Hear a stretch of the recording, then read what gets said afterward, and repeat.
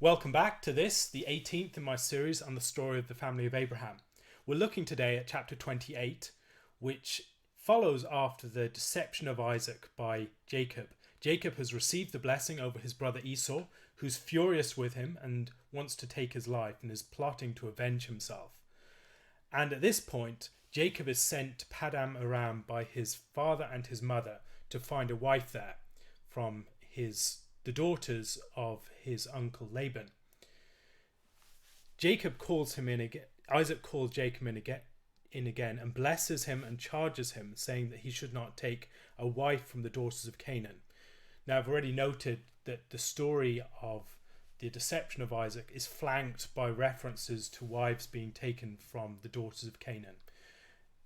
We've seen at the end of chapter 26 that Esau takes 2 wives of Canaan, and this is a cause of deep distress and bitterness to his parents. But here Jacob is charged to go out and to go to his uncle and marry one of his cousins. To the house of Bethuel, your mother's father, and take yourself a wife from there of the daughters of Laban, your mother's brother. The reference to mother on 2 occasions here might be interesting. Jacob continues to have a very close association with his mother and his mother's house. He was always favored by his mother over his brother, and he was his mother's son in the way that Esau was his father's son.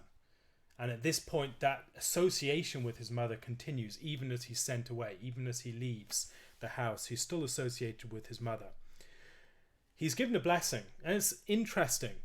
Even after all that's happened, even after the fact that Jacob has deceived Isaac, his blind father, he is not judged, he's not berated. You don't have that sort of judgment of Jacob by Isaac. Esau, of course, is furious, but Isaac seems to think, well, he trembles when he hears, and he recognizes that it was not Esau that he blessed, but when he thinks about it, I think he recognizes it was the right thing to do, that Jacob is the son that should inherit. And so he's blessed and he's sent away. May God Almighty bless you and make you fruitful and multiply you, that you may be an assembly of peoples, and give you the blessing of Abraham to you and your descendants with you, that you may inherit the land in which you are a stranger, which God gave to Abraham. And so he's sent away to the house of Laban, the son of Bethuel the Syrian, the brother of Rebekah, the mother of Jacob and Esau. At this point, there's an interesting little note, which is about Esau. Esau sees that his mother and father have sent Jacob away to marry someone who is not of the daughters of Canaan, and he recognizes his parents' wishes, that this is something that Jacob has obeyed them, he's gone out as instructed, and that they were pleased with that. He says that they gave him a charge, you shall not take a wife from the daughters of Canaan. And Jacob had obeyed his father and mother and had gone to Paddan Aram. Also Esau saw that the daughters of Canaan did not please his father Isaac. So Esau went to Ishmael and took Mahalath, the daughter of Ishmael, Abraham's son, the sister of Nebaioth, to be his wife in addition to the wives he had. So something has changed seemingly in Esau. He may still be furious with Jacob, but he's seeking to win his parents' affection on some level. He's marrying not from the wives of Canaan, the daughters of Canaan, but from his uncle Ishmael's house. So if Jacob goes to his uncle Laban's house, we see Esau going to his uncle Ishmael's house to find a wife. And this seems to suggest some degree of remorse, some degree of repentance, some degree of change on Esau's part, that Esau is now seeking to win his parents' approval in a way that he wasn't before. Jacob goes out from Beersheba and he goes towards Haran. He comes to a certain place, stays there all night because the sun had set. He takes some of the stones of that place, puts it at his head, and he lays down and he sleeps. This is a famous and a very important story of Bethel and the vision of Jacob's ladder, a vision that really tells us a lot about Jacob and the significance of his mission, and it connects with other stories elsewhere in Scripture, not least some earlier stories in the book of Genesis, which I'll note in passing. When we're reading this story, it might be worth considering that Jacob himself is in the middle of an ascent. He's ascending from Beersheba to the land of Laban, and Laban is associated with the colour white. That's what his name means. And he's leaving his brother Esau, or Edom, whose name means red. And Matthew Pajot has written some very thoughtful remarks on this, about the way that Esau is associated with the earth, and Laban more associated with the heavens in some ways, the mountain tops, things like that. He's associated with the white of the mountains of Lebanon, for instance, that sort of thing. And so this ascent from Esau to Laban is a mediation between heaven and earth, between the upper reaches and the lower depths, between the land where strength and might and all these sorts of things come from, and the heavens where intelligence and wisdom and the seed come from. And this is a challenge for Jacob to mediate between these two realms. He brings up strength from the soil, and he brings down meaning from the heavens, and he mediates between those two things. Now, there's a lot of ways in which this could be unpacked, but I think there's a point here that is borne out by some of the broader symbolism here, that Esau and Laban represent realms. They represent different opposing poles, as it were, that Jacob has to mediate between. Esau very much a man of the field, a man of the land, whereas Laban is the man who's a man of cunning, a man of wisdom, a man of brains in a way that Esau is not. Esau is a very earthy man. He's a man of hair. He's a man of red skin. He's a man associated with the land, the Adamah and the Edom. He's that sort of person. He's someone who's very much a man driven by his senses, and a man defined by his earthiness, his scent, his odour, and these sorts of things. He's a hunter of game. And within these stories, we see, I think, a mediation between these figures, as Jacob has to take on characteristics of both these characters. If you look at Jacob earlier on in this story, he does not really have much agency. I've remarked in the last chapter the way that his mother does almost everything for him. She virtually pushes him in the door of the tent. Everything is done for him. She takes the burden of the judgment upon him. She initiates the plan. She cooks the meal. She puts the clothes on him. Absolutely everything she is doing. Now, there's a sort of priestly dimension here, that she is offering up the son to the father to approve of or disapprove of, and there's a sacrificial element there. But it's important to consider that Jacob is a man of tents, not really a man of action. He's not really a man who has much agency prior to this point. But when you see him developing after this point, you'll see that he starts to develop limbs, as it were. He starts to become a man of action. He starts to become a man who can operate in the field in a way that he wasn't before. It suggests he takes on certain characteristics of his brother Esau. Of course, Esau, Cain, they are associated in certain ways, as are Abel and Jacob. Abel and Jacob both associate with tents, and Cain, of course, associated with the field, a man who's a man of the earth, and a man who's doomed to wander in the earth. He's estranged from the land in the way that we see Esau has a similar judgment. And so these two characters are juxtaposed, Esau and Jacob. And then we see that Jacob has to take on certain characteristics. And now he's ascending up to the heights. He's ascending back to find seed, to the origins, to the place of Laban, his uncle, the place where his mother came from. And then he'll bring that down and he'll mediate that within the land. He'll take on characteristics of Laban, the source of seed, and he'll take on seed and wisdom and cunning and these sorts of things, and he'll bring that into relationship with the strengths of Esau, the strengths of the land, the strengths of limbs. Esau is a man of the hand, a doer, whereas Jacob, to this point, has been a man of his voice, a man who's associated with tents, a mild man, a smooth man. And so we'll, as we go through the story, see Jacob take on new characteristics. He becomes more of a complete character as this story progresses. This ladder that ascends into heaven. Now, where might we have heard something that reminds us of this? What might this bring to mind? Where have we heard this story before? Well, it isn't hard to find. It's the story of the Tower of Babel. In the story of the Tower of Babel, we read that the whole earth had one language and one speech, and it came to pass as they journeyed from the east that they found a plain in the land of Shinar, and they dwelt there. Then they said to one another, "Come, let us make bricks and bake them thoroughly." They had brick for stone and had asphalt for mortar. And they said, "Come, let us build ourselves a city and a tower whose top is in the heavens. Let us make a name for ourselves, lest we be scattered abroad over the face of the whole earth." So here you have a ladder whose base is on the earth and whose top is in the heavens. Very similar to the Tower of Babel. And that's an initial connection. Is there anything else that fills that out? References to stones.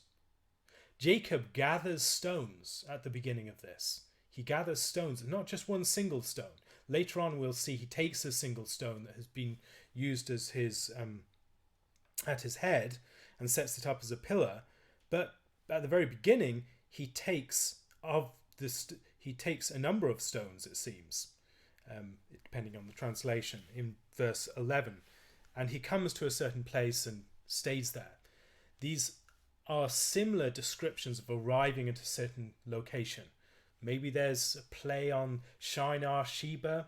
I'm not sure. I'm not convinced on that front, but perhaps there is, the ways that these words are playing off against each other. And he dreams, and a ladder is set up on the earth, and its top reaches into heaven. And the angel of God are ascending and descending on it. We have similar themes in the story of the Tower of Babel. With God, let us go down and confuse their languages. The angels and God descending down, as it were, this ladder to confuse the languages of the people who are trying to build this tower that rises up to heaven. And they're trying to make a name for themselves. And the name of the place, ultimately, that they create is called Confusion, Babel. But Babel is also, in Akkadian, it's associated with the name Gate of God. And what does Jacob later call this place? He says, he called the name of the place, or earlier he says, "How awesome is this place? This is none other than the house of God, Bethel. And this is the gate of heaven."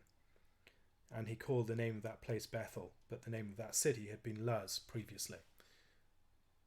And that, I believe, helps us to see a further connection, that Babel was supposed to be a gate of God. It was then defined as confusion. Here we have a place that is defined as the gate of God. It's the house of God. This is the true house of God, not a place pretending to be that, but a place that will truly be established as the place of God's presence. Now, the question of where this place is a question we need to ask. It seems to be about a day's journey from Beersheba, and that would suggest that it could actually be the Temple Mount. When we think that it's about 42 miles or something like that, I think from Beersheba, it would be a solid day's journey, but it could be this particular site.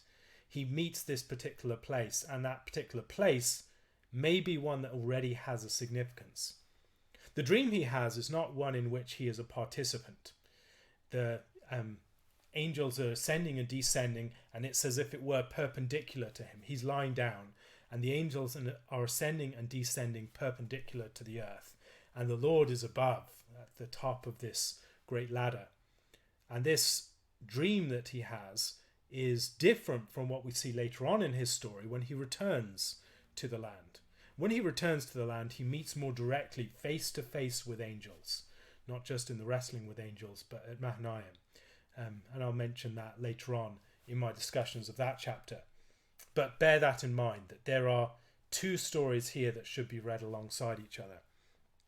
He is given a blessing at this point. Your descendants shall be as the dust of the earth. You shall spread abroad to the west and the east, to the north and the south, and in you all your seed, and in your seed all the families of the earth shall be blessed. Behold, I am with you, and will keep you wherever you go, and will bring you back to this land, for I will not leave you until I have done what I have spoken to you. And this would seem to recall some of the themes of the Tower of Babel, although reversing them.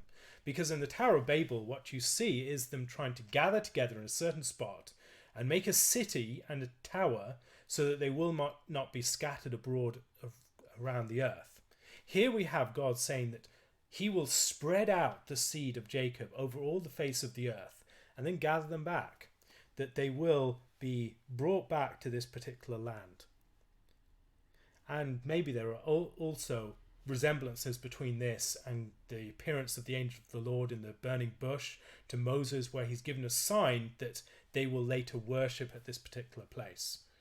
That just as Sinai or Mount Horeb was a sign to Moses in the future that they'd gather together in that place, so the people of Israel would be gathered together at that Temple Mount. They'll be gathered together to worship God at that particular site, however far they scattered abroad. This may be a connection that we're supposed to be drawing. Jacob awakes from his sleep, says, "Surely the Lord is in this place, and I did not know it. How awesome is this place! This is none other than the house of God, and this is the gate of heaven." So he rises early in the morning and takes the stone he'd put at his head, sets it as a pillar, and pours oil on top of it. Calls the name of that place Bethel, but the name of that city had been Luz previously. That Jacob, as we read through his story, we'll see that Jacob is a man of stones. Throughout his story, he's associated with setting up stones at particular spots. He's associated with removing stones. In the next chapter, we'll see that. And this is the first key stone that he's associated with. The stone that is established as a pillar at Bethel. And he renames the place. The name had previously been Luz. We'll come across the name Luz again. Just bear that in the back of your mind. He makes a vow saying, "If God will be with me and will keep me in this way that I'm going, and give me bread to eat and clothing to put on, so that I come back to my father's house in peace, then the Lord shall be my God, and this stone which I have set as a pillar shall be God's house, and of all that you give me I will surely give a tenth to you." So he's at the gate of God, the gates of heaven. And God dwells in this place, and he doesn't directly interact with God or directly interact with the angels who will later on. God speaks to him and addresses him in the dream, but there isn't the same sort of interaction that we'll see later on in the story, where he comes and interacts with God more face to face. He makes a vow at this point, and this is a key vow, that he will, this stone which I have set as a pillar shall be God's house, and of all that you have given me, I will surely give a tenth to you. This, again, I think, would point forward to a future time when the temple is associated with the site of God's name, the place where God sets his name, and we never read of Jacob giving a tenth of all that he possesses. There are references to tithing in chapter 14, where Abraham gives Melchizedek a tenth of his spoils, and here we have a tenth mentioned again, a tithe. And this would seem to connect with Deuteronomy 14, which concerns the law of the tithe, and the tithe of the grain and the field year by year, and then they celebrate in the presence of the Lord, the place where he chooses to make his name abide. And you bring all these things at that particular spot, that you may learn to fear the Lord your God always. It's a strange connection, that you should learn to fear the Lord your God, that is what the tithe is connected with. But yet, if you look in this particular account, it may help to draw that connection, that the principle of tithing is associated with Jacob's vow to serve the Lord, and it's associated with the place of Bethel, the place of God's house, the place of God's name. And in the future, the descendants of Jacob will come to that place, gather together at that place, and they will, as Jacob feared the Lord and saw how awesome that place was, they would come to this place and they would bring a tithe of all they possess and celebrate before God. That this is in the tithe laws, we see a reaffirmation of this principle, the bringing into effect of what Jacob had determined to do. That Jacob had determined when God fulfilled his purpose with him, come back to that place, it would be established as a temple, and then there would be a tithe of everything. And I think in Deuteronomy what you're seeing is these things brought together. And the significance of the gates, those who are within your gates, I mention again and again, if this is the gate of God, and if God takes concern for those poor wanderers at his gates, as Jacob is at this point, so the descendants of Jacob should show the same concern for those poor people, those people who are depending upon the support of the community, the Levites and others, as God shows for Jacob. There is a principle here that underlies the broader principle of tithing, that God is the one that takes pity and shows mercy to the people at his gates. And in the same way, we should extend the same mercy and love and compassion to those who we find at our gates. And that principle that as God does to us, so we should do for others. And forgiveness, we see that with, but also with mercy here, I think. This will ultimately be a larger presentation of Israel's mission. Israel is supposed to be a ladder between heaven and earth. And the temple will be a ladder between heaven and earth. Things ascend up to the presence of God in the temple. Things go up in smoke in the ascension offering. You have the table of incense and things like that, with a good aroma going up into the presence of God. You have going up into the most holy place, and all the holy of holies, and all these different things are associated with a theme of ascent. You go up to Jerusalem, you go up to the temple, you go up in smoke in the ascension offering, and then you go up into the Holy of Holies. And at each stage there is this ascension of a ladder into God's presence, and God stands at the top. We see similar themes in the story of Sinai, where God meets with the elders of Israel and they eat a meal before him, and God is above them, and they see the God of Israel and survive, but they're eating below, as it were, and there's this mountain that ascends up, and there's different layers. So the general people of Israel are gathered around the base, then the elders of Israel go up halfway up the mountain, then there's further people, some people go further with Joshua and others, and then Moses goes to the very top. There's an ascent into God's presence and a ladder up to God, where God is. Between earth and heaven there is this structure of ascent, and here in the Jacob's ladder we have the same principle. Now when we get to John chapter 1, we'll see that Christ himself describes himself as Jacob's ladder. Behold, an Israelite indeed, in whom there is no guile, speaking of Nathanael. And Nathanael says, hereafter you'll see more wonderful things. You'll see angels ascending and descending upon the Son of Man. That Christ himself is the ladder between heaven and earth, the means by which God comes down to us, and the means by which we can ascend to God's presence. And if we see this movement in the story of John's Gospel, even within John 1, we see a movement where Christ has come down and tabernacled among us.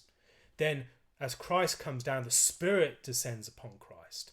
And then after the Spirit descends upon Christ, angels ascend and descend upon the Son of Man. There's a gradual sort of an invasion party of earth as Christ comes down, and then all the forces of heaven come down with him.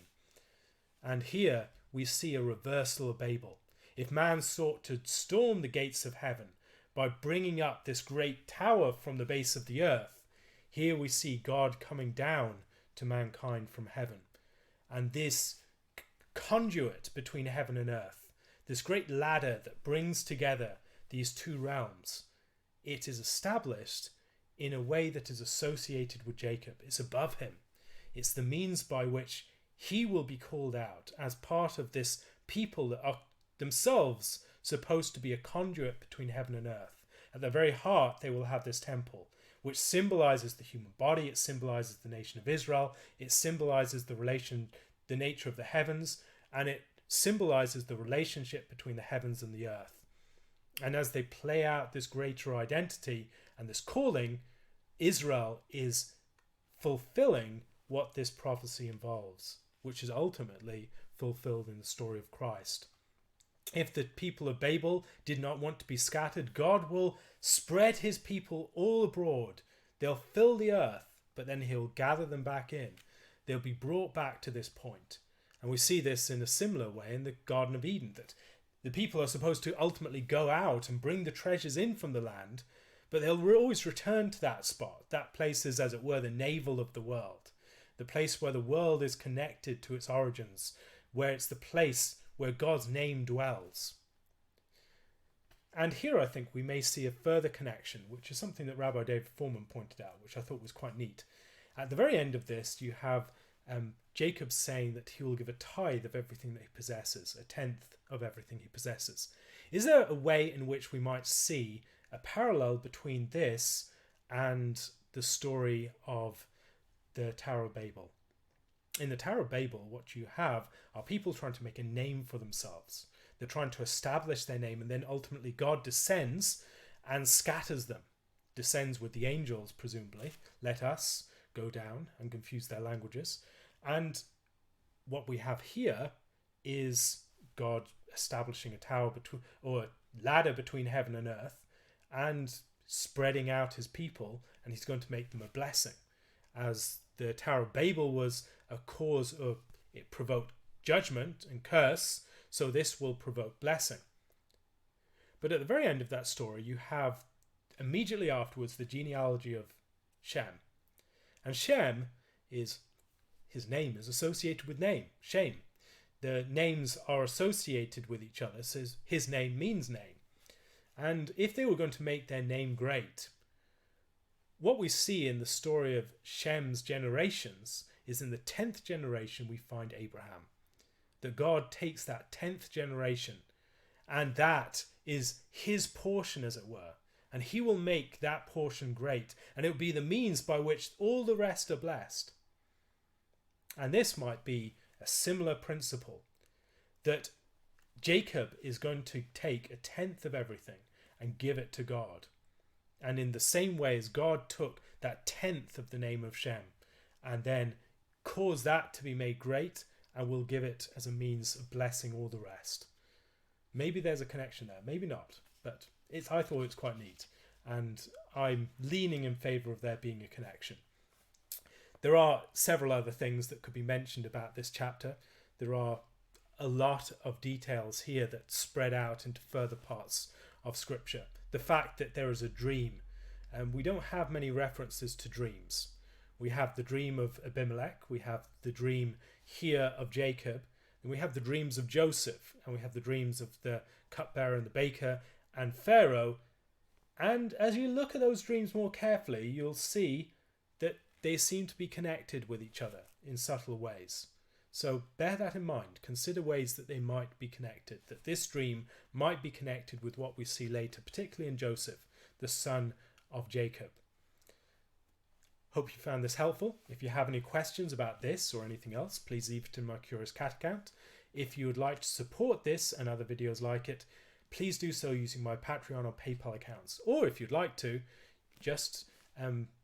if you would like to transcribe, just send me a message using the contact sheet on my blog.